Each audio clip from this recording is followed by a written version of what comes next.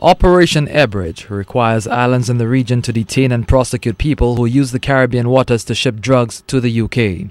The resident British Commissioner Carl Burrows says St. Lucians are not being discriminated against because the administration has failed to sign on to Airbridge, but border controls are getting tighter around the world.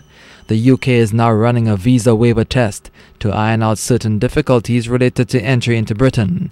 However, Burrows says St. Lucia and other Eastern Caribbean countries are not part of the first phase of the process. When asked, the resident commissioner would not rule out the possibility of a visa requirement in the near future. The immigration authorities in the UK are tightening up across the board, so they'll be looking at all the factors, so they'll be looking at these statistics, but statistics only tell half the story, and the discussions that we're having at the moment with the St. Lucia government is painting a fuller picture that we're then feeding back to the UK Border Agency.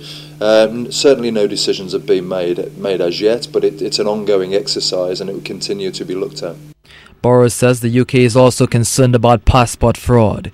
He says whereas there are no specific issues with St. Lucians, there is concern about document fraud. We're working with the St. Lucia government to look at the document security. We may find that actually a lot of immigration abuse in the UK is not actually from St. Lucian nationals but other nationals travelling on St. Lucian passports. So we need to look at the document security. We need to look at the ease with which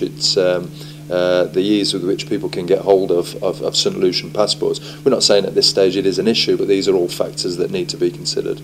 The British official says more needs to be done with travel agents and the airlines to pass on correct information to travellers. Burrows says the key is to have all the issues related to entry into the United Kingdom by foreign nationals worked out. 60 St. Lucians have been turned back at the UK border, but that country's representative here says people still have to prove to immigration officials that they're entering the country on legitimate visits.